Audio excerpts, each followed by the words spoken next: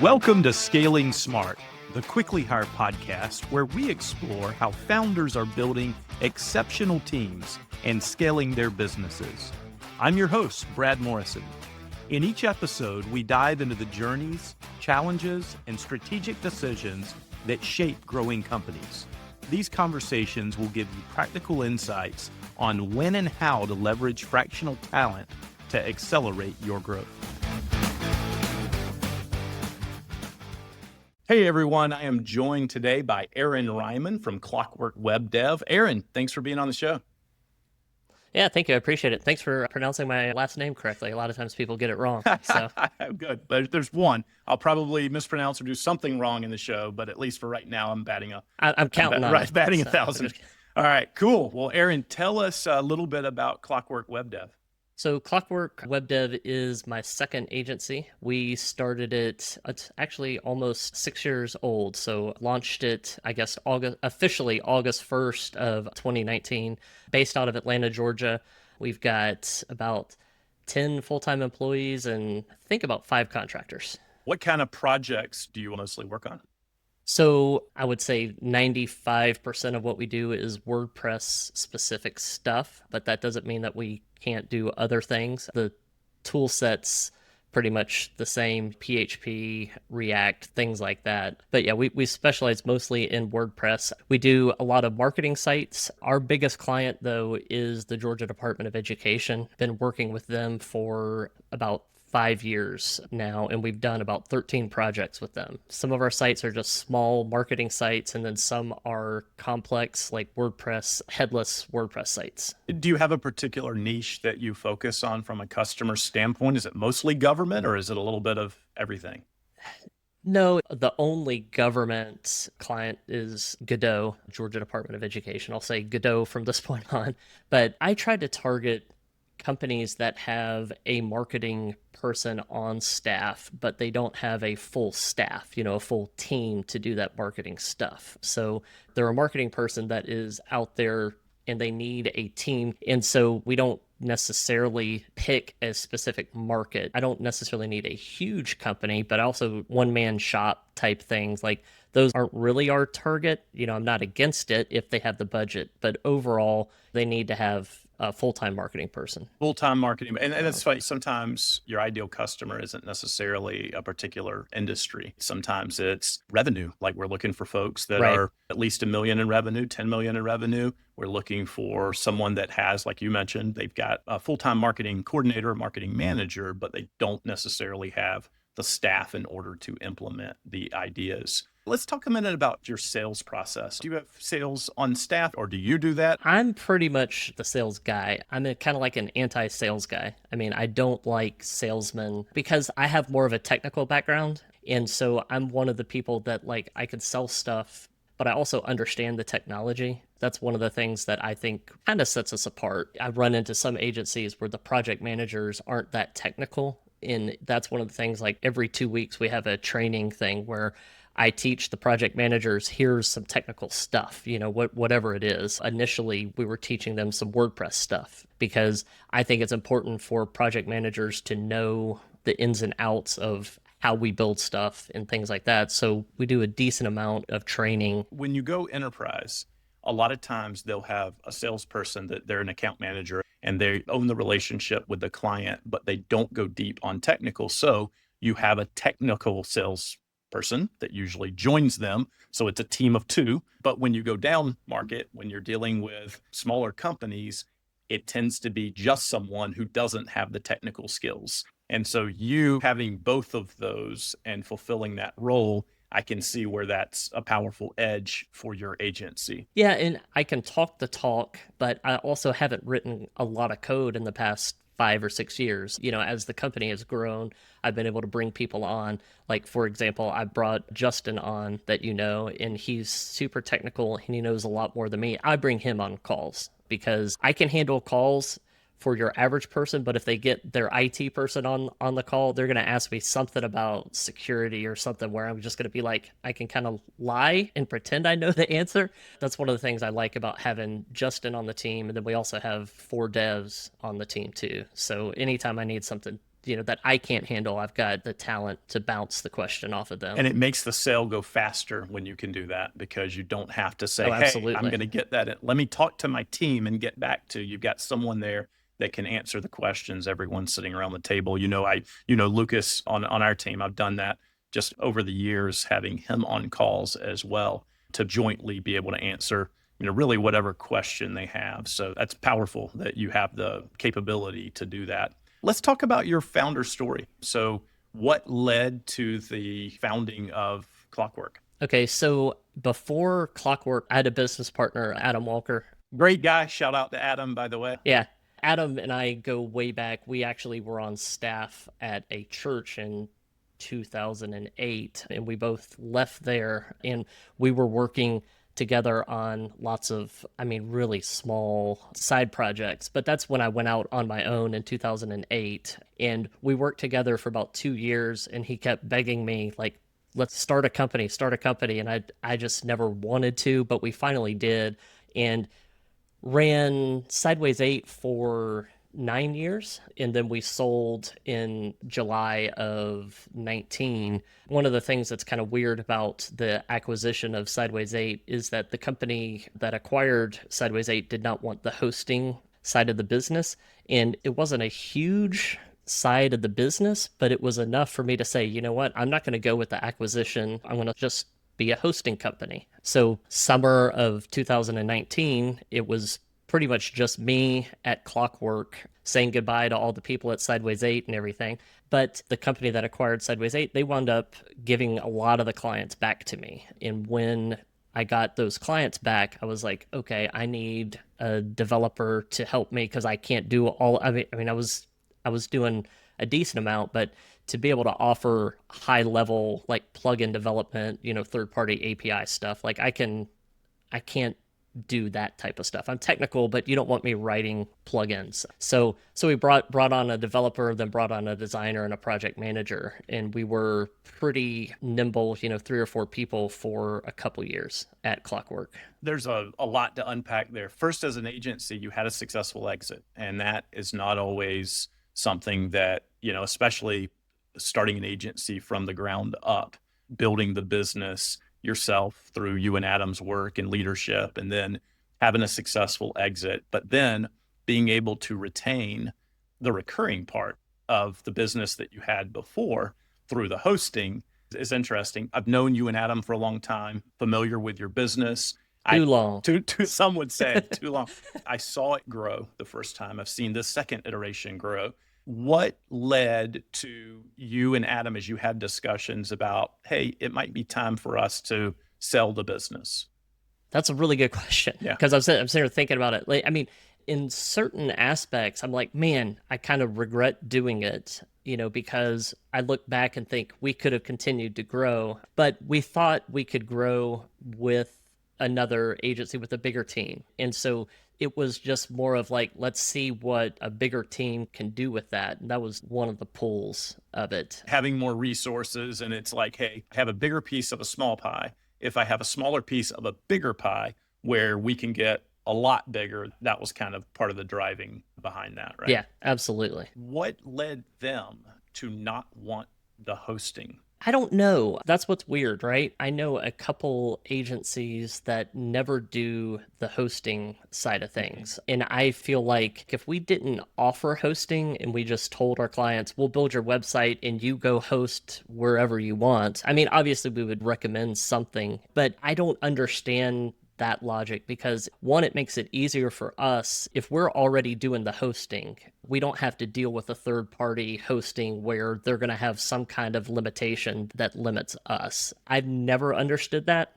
So I can't really answer that question, why they wouldn't want the recurring revenue. Because like recurring revenue is what's really, even if it's small, it's still recurring and money you don't have to ask for, every month. You don't really have to do a ton of manual work just for the hosting. There's not a lot of growth with hosting, but it's a nice baseline and safety net for the business. And it might just be that they were at the point where that just did not matter to them if they're doing big dollar projects. They were used to dealing with huge companies, big companies that, let's say Coca-Cola, right? Because we're Atlanta based, right? I'll use that as an example. If you're doing projects for Coca-Cola, you're not going to get the hosting. You're not going to all of a sudden be, they're going to say, oh, well, you can host it here. They're going to have an infrastructure. They're going to have, and we had that problem. Yeah. I'm air quotes there. It's not really a problem, but that's what we deal with Godot. They have an infrastructure. So all the sites that are hosted through Godot through us, basically the servers are in their Azure framework, and we just tell them, hey, give us a vanilla Linux server and we'll configure it properly. But I kind of feel like that's most likely why they didn't want the hosting, because the bigger clients, huge clients, they're already going to have that infrastructure in place, and you're not going to be able to win them over to host with them. Yeah, and you all had some big clients, and some of that might be they're picking off some of the clients that they want, and some of the others are not the right fit for them. Correct. So Absolutely. Yeah. So let's talk then after, you kind of got the hosting, someone needed the hosting, you decided, I'm not going to go. A lot of the team went with the new company and went with the acquisition. Everyone did except for me, yeah. And so you were kind of left with, hey, I can do the hosting. And so you're doing that and fielding some support calls and probably getting some, hey, can you help me with this project from the accounts that you kept. What was your first hire? Who did you hire right after, and the role, just the role that you needed to expand to in order to handle the accounts you still had? The first hire was a developer. So because I can configure servers and I can debug some things and stuff like that, but writing a plugin to talk to some third-party API or something like that's above my head, And so we regularly have clients that need more custom stuff. A lot of agencies out there, they build WordPress websites and they're developers, but I mean, all they're really doing is grabbing some plugins, installing them, and if it gets beyond that, like they need to extend that, they can't extend it beyond, we build a lot of things from scratch, and so we have a lot of clients that need a custom solution. So I needed a developer pretty quickly once they started dumping clients back onto me. That was the first hire, and the second hire was a designer. So a developer and then a designer. In the WordPress world, in the web design world, if your clients are, it's a roofing company that needs a marketing site, an implementer is a word you might use to I was about to say, with the designer is a different term, because I don't see a designer as just someone that does Photoshop. I would say an implementer / designer. So someone that can create artwork, but also can build out the content and build out a homepage and stuff like that. So someone that can string plugins together, someone that can tweak themes and colors and this, but they're not a developer. They're not really a designer. You wanted to build some depth in both of those skill sets. So you went out and hired a developer and you hired a designer.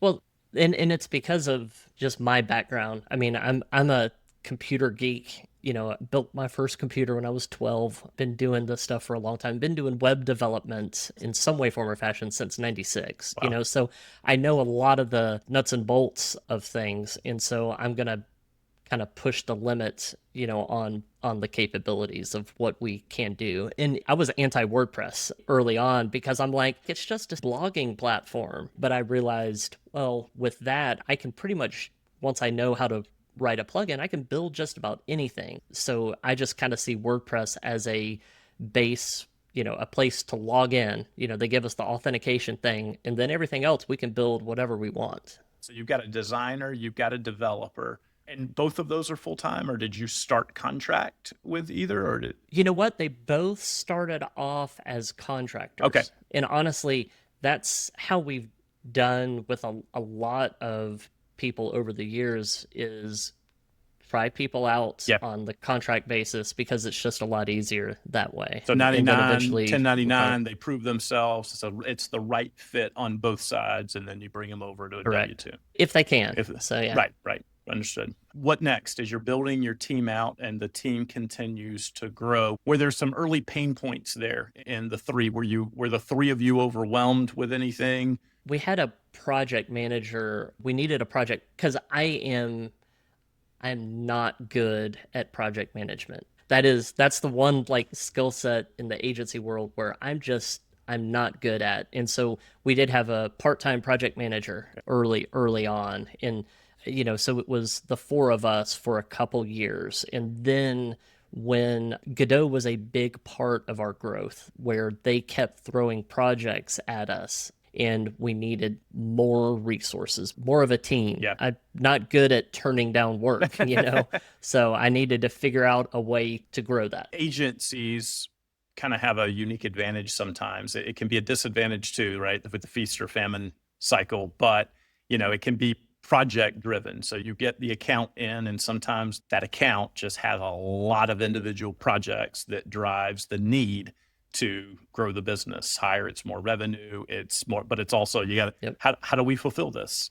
Right. And it can be a double-edged sword, because sometimes that project work goes away and you've got folks that you've built and staffed up, and they're sitting there waiting on work, and you're trying to feed the engine, right? You got to pay people, and it's tough. And that's just a notorious agency issue that almost every agency, including mine when I owned one, faces over the years. Yeah. Yeah, I mean, this year has not been great. 2025 has been, I feel like everyone's pausing. Yep. No one wants to spend money, which that's not a fun place to be. That's where we are. We've had really good growth. I mean, like 30% growth or more every year except for this year. And this year's been pretty flat. We work with a lot of agency customers. It's our service is a good fit for them. And we do see that across the board. I don't think there's anything unique to you or Atlanta or anywhere. Right. Like, there have been some challenges that have been, hey, it's a little bit down compared to last year. So that is something that we see.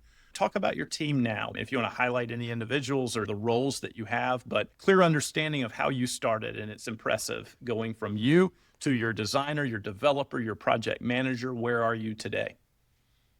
Yeah, so with those four, we really needed more developer stuff, and that's where Quickly Hire came in. Our next hire at that point was a Quickly Hire person, and he's still with us. He's been with us for 2 years and like 5 months, 4 months, something Love like it. that. So, I mean, that's rare because developers jump ship relatively often. They get bored. I don't blame them. So we brought a developer on. So like February of 2023, and we brought another developer on. And then we really grew pretty quickly because we needed another project manager. And I wound up bringing Gina on, who's my chief of staff, and been working with Gina since 2012. So Gina was on staff at Sideways 8, on and off, just kind of depends on the time. But so been working with Gina for a while. We brought another developer on, and then Gina was able to say it was nice to have her brain there because it's a second set of eyes and someone that knows how I want a business run, because she knew how Sideways 8 was run. And she said, we need a project manager. 2025, we wound up bringing on 5 or 6 people. In 2022, we were really 3.5 people. And then by the end of 2023, we were 10 full-time and 5 contractors. So, we brought in, we're 3 project managers now. We have 2 designers, 5 devs. We have an SEO person. We're basically full staff, full agency now, where we offer everything. Well, kudos to you. That's incredible growth in a short time frame. So you're definitely doing something very, very well. Let's talk about the day-to-day working. So if you were to kind of give an overview of your org chart, how many direct reports do you have? How does the team on the day-to-day working, do they work in like a pod, or do designers and developers kind of all work with each other? Or are they assigned to a project manager? Give us an idea of the org chart and the day-to-day working. This will be interesting, and hopefully most of what I'm about to say is truthful, because some of it I might not have the actual who reports to who and stuff like that. It's because I basically have 2 people that report to me, Justin, my CTO, and Gina, my chief of staff. So we have all the PMs report to Gina, all the devs report to Justin. Justin also worked at Sideways 8 at one point for he was there from 16 to 18. He was there for 2 years. And then he got a job offer where I was like, yeah, you need to take that job, because it was like I could never offer you this stuff. And so it made sense for Justin to leave, but obviously left in good terms. And when he was looking for a job, I was like, you know what, I could use you now. I've known Justin since 2009. And then also one of our designers that I have at Clockwork, she also was on staff at Sideways 8. So we have quite a few people that I've worked with in the past. Because we have Godot, which is a big part of our business, we pretty much have a Godot team where one of our developers always does Godot stuff and doesn't do anything else really. It's just they focus on Godot stuff. And then we have one developer that floats between Godot and non-Godot. But we have two different teams to handle that. And we have one of our project managers that's all she does is she does Godot stuff. So which works out really well. I think she's probably only done one non-Godot project, but that's what she works with the person at Godot. They kind of have like a counterpart and they talk all the time and they have probably 4 or 5 meetings a week on the different projects. But your project managers are kind of account based. They are client facing. They talk with your clients and get the requirements. And then Absolutely. So Julia, she does all the Godot stuff. And then we have two non-Godot project managers. One, Anthony, who he does a lot of non-Godot stuff. And then we have Laura, who's a lead project manager. She didn't start off as the lead, but we're kind of like training her to be the lead project manager. So project managers, that is a demand that we get a lot. We hear from agencies that they're looking for qualified project managers. It's a role that we recently onboarded, I think, 3 qualified PMs to our team. What do you look for when you're hiring a PM? That's a really good question because that is probably something that I don't know if I can answer well, to be honest. So Gina, who was on staff at Sideways 8, she was a project manager there for a couple years, and she wound up training all of the project managers that we have right now. And so I think she probably could answer that question a little bit more than I could. So it sounds like the PMs may not even necessarily have a ton of experience, or they don't necessarily have to. You've got like standard operating procedures and training where you train them in the Clockwork way.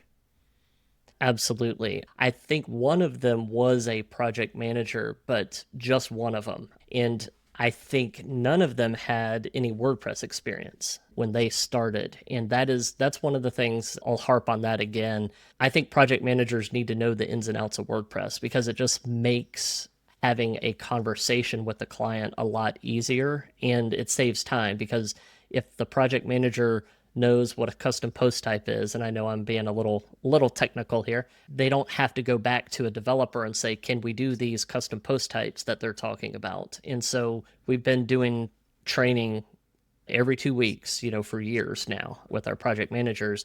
And I just try to enable them to be able to ask and answer the right questions when the clients ask, can we do this? Definitely a takeaway that I have, and I think a lot of listeners will, is the structured training around that. So, you've got something formal in place where, hey, we're going to train and teach people on how we do this, but also the technical skills, which only changes, right? Doesn't stay the same. Right. It's not, here's our playbook 1 through 10. This is something where we have to invest and come together, spend some time, get different people together to be able to train and transfer knowledge.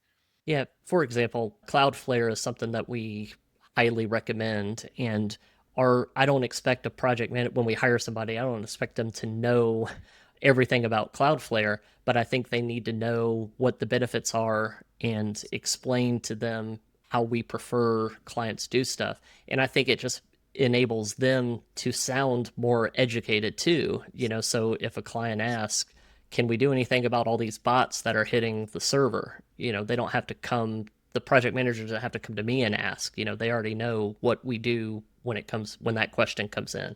And we do that with, we've done that with a lot of the plugins. Why do we use Gravity Forms? Here are the benefits of using that. And so we've kind of, it gets kind of hard sometimes because it's all in my brain, but I do enjoy them asking me questions and being able to give them good reasons. From a day-to-day working standpoint, are most people just working in your project management tool, Do you have daily stand-ups? Do the teams get together regularly? We have basically 3 days a week. So Monday, Wednesday, Friday, we have calls with the, I'll say with the whole team, but we've tried to split it up because Godot is such a big part of it. We have a, let's say, 9:30 call for Godot stuff, and then at 10 o'clock, the people that don't do Godot stuff, they come in and we'll go through. It's kind of it's a stand up. We just check in basically, and we do that 3 times a week. We'll bring all the contractors in globally. For the people in Europe, it's towards the end of the day, for them, but it's early for most of us.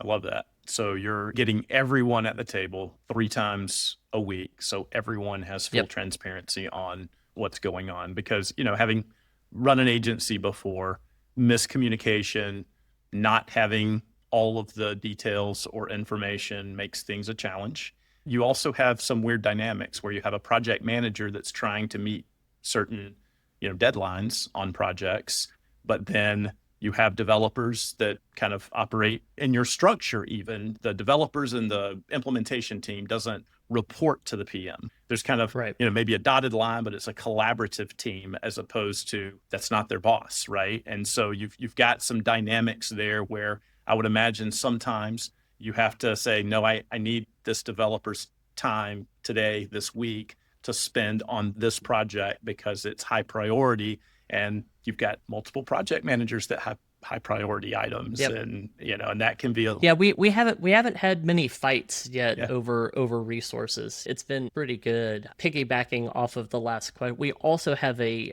design check-in that's once a week where we have the designers and the project managers. That's on a Monday at 1 o'clock.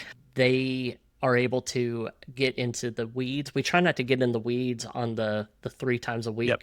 call. And so the designers and the project managers will discuss those type of like, well, I need time for this and stuff, So I'm actually surprised we haven't had many like arguments over resources and stuff like that. So I think our team is really, really smooth when it comes to that. It's great. You're definitely doing something right. Apparently. So Yeah. now that I'm sitting here thinking about it, So let's talk a minute about Quickly Hire and the use case for fractional talent. At Quickly Hire, we have some very experienced folks that might be a fractional leader, but then we also have fractional specialists that have 3 or 4+ years of experience. Not really junior, but there's someone who is also not C-suite, but they can come in and they can help. And your team has used Quickly Hire staff as part of your strategy to build your team. And you've done it a couple of different ways. You've done it with full-time and you've done it with fractional 10, 20 hours a week.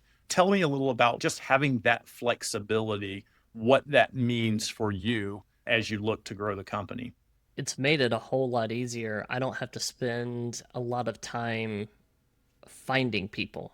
It's funny, we've tried to post a position on the website and we get a ton of resumes from people, and going through that is such a time suck. And every resume looks good because everyone lists, oh, I know JavaScript and I know this and this and this and this and this. And then it's like you get into it and you're like, you don't really know JavaScript. You read one book about it, got it, And so using Quickly Hire, they might not be fully vetted to our standard, but it's gotten the worst applicants out of the loop, which is nice because time is super important. Yeah. So just knowing that, hey, they've had, Quickly Hire's had a conversation with them, they've done skills testing, and something that we find and hear a lot of, just the back and forth of scheduling the time. We try to make that easy too. Hey, here are 3 Right. folks that might be a good fit for the development role you're looking to hire. I'll just schedule the meeting here. It's Monday at, Right. 2 o'clock. So good. Do you intentionally look to hire a fractional position first? You mentioned about contract before they go full time, or does that kind of depend on where you are in the life of the company and the projects you have? I was gonna say it really depends. So like with Godot, they basically came to us with too many projects at once where we needed full time quickly hire. We needed people very quickly, and we didn't have the time to go through that process of giving someone a test project, because that's what we'll do a lot of times is figure out if they're any good. We'll give them a project that it cost us money, but I don't have a test project that I'm going to let my client, I'm not going to get a newbie to do something for a client. I need to have some kind of test project. So with Quickly Hire in there, I don't need to do that. You guys have already done all of that test stuff, and I can just immediately start asking like more detailed questions, or more specifically, Justin can ask those questions. And since this year has been a little slow, we were able to scale up pretty quickly, but we can also scale down a little bit. And we had to do that this year. We have two of our developers where we've just cut their hours down because we don't have the work for it. And it's nice to not have to fire people because we don't have all of the work. We scale down. Yeah, and with our model, that is built by design, right? It's intentional, because when you have a contractor working with a great client and everyone's happy, they would still rather work with the client than part ways. And so if on a month-to-month basis, you can scale it down, knowing that there might come a time soon when you need to scale back up. That's the flexibility that we give. And the other incentive for a contractor to be with us is that during that time, we might be able to match them with another company that can use some of the time that they don't have for the period. Right. So we often talk about scale your team, grow your team. But one important feature of that is being able to, if there is a slowdown, you don't have to lay off a worker. You've got a contractor who understands this is the way this model works and can scale that down as needed. Absolutely. So yeah, it's been a lot of that stress. No one likes to let people go. It's super stressful. Yeah. And that is one of the nice features, is I can just call Quickly Hire or send an email and say, hey, we've got to scale back, for a certain amount of time. Let's talk a minute about AI. So because that's something that we hear, and I do think some of the slowdown that a lot of businesses are experiencing this year, and maybe since the end of last year, has to do with some of the, can we become a little more efficient using AI as opposed to hiring people? Can we get more productivity out of fractional or full-time, the limited staff we have right now, instead of hiring more people? I think there's some fear of, is this going to take our job or hurt our business? Because maybe AI can build WordPress sites. AI can provide some of the things that contractors can do. Talk a little bit about that. Like, what's your general thoughts on where we are maybe within the web development world with AI? And then also, I'm interested to know how you and your team have incorporated it in the day-to-day. We are currently figuring it out because it's something that it scares me to a certain extent because it's unknown, right? But I do think that in the following year or two, we're not going to need as many people to get things done.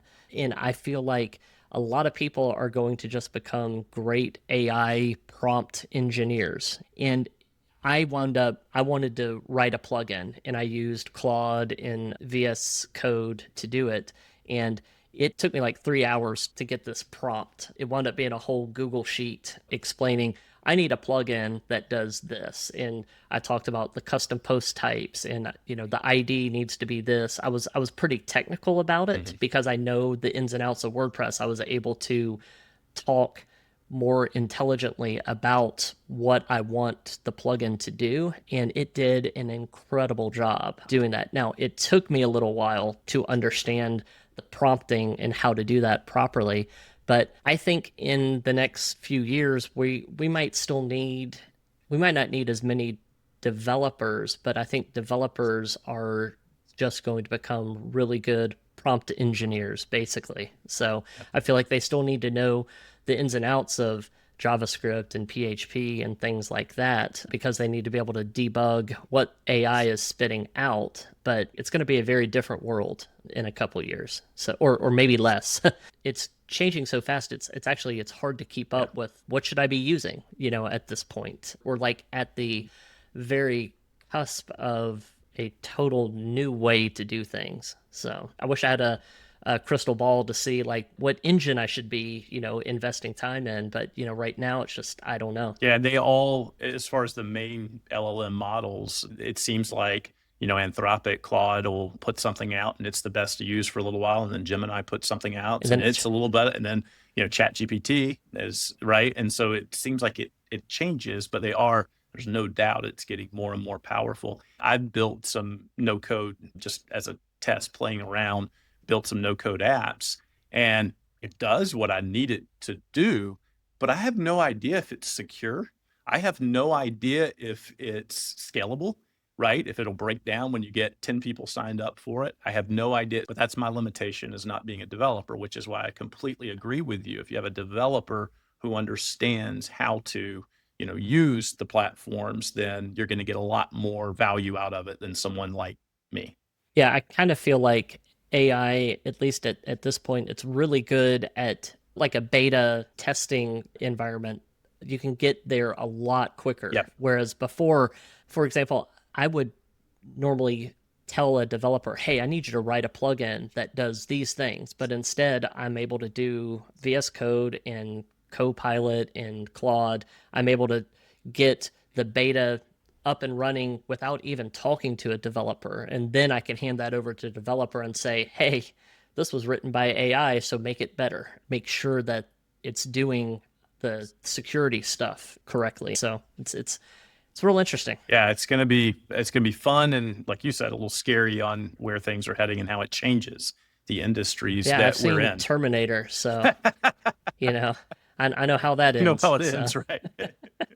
Hopefully not, but yeah. So if you were giving some advice to someone, whether they're starting an agency or just starting a business and looking to grow beyond themselves because you did it, you've really done it a couple of times. There was a time where you and Adam had to say, we're going to make our first hire and intentionally grow this company, but you did that with Clockwork when it was just you and a handful of hosting customers. So what advice would you give someone who's looking to kind of do the same thing that you've been able to accomplish?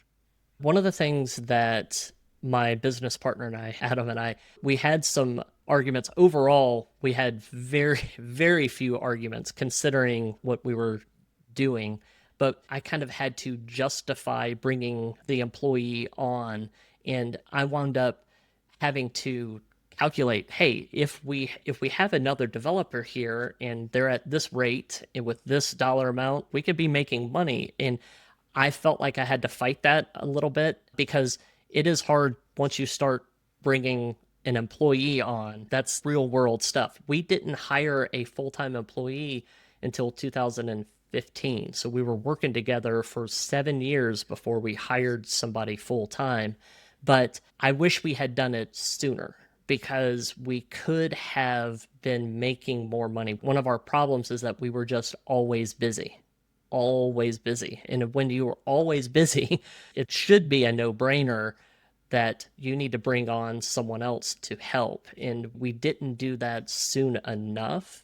And so with Clockwork, I was able to recognize it a little bit sooner, and be able to make that decision fully by myself. And so that's when we brought someone on from Quickly Hire for the first time. And it's tough sometimes to look at the financial projections and say, can I pay for them now? I'm not just feeding my own family, I'm feeding someone else's family, but also am I going to continually have the work to be able to do that? And it doesn't have to be a full-time hire. It can be a fractional hire and then grow into the full-time role.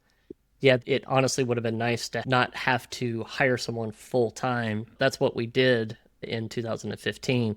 But yeah, to be able to bring someone on just 10 hours, 20 hours or something like that and do a trial basis is nice. So it's helpful too because that way you're not having to bring someone on full time and not know the person. If you're doing it 10 hours a week, you can kind of learn if you like how they work and stuff like that. So definitely comes in handy. Well, Aaron, this has been a fantastic discussion. Thank you so much for joining us today. I really appreciate your transparency. It's refreshing and it's very helpful for people that own agencies or are looking to start in the creative business to be able to hear from someone who's done it successfully, not just once, but twice. So really appreciate that. Thanks for your time. No problem. And we appreciate you as a customer. We appreciate you giving great projects for our Quickly Hire pros to work on. We look forward to continuing to work with you and grow together in the future.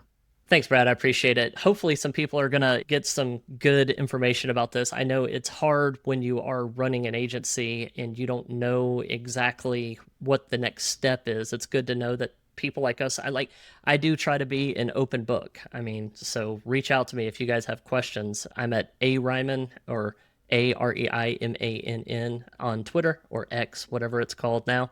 Reach out to me if you have questions. Thank you so much, Aaron. Thanks for joining us on another episode of Scaling Smart. If you're building a team and want to leverage fractional talent to accelerate your growth, visit quicklyhire.com to find pre-vetted professionals who can help you scale. Don't forget to subscribe for more founder insights on smart team building.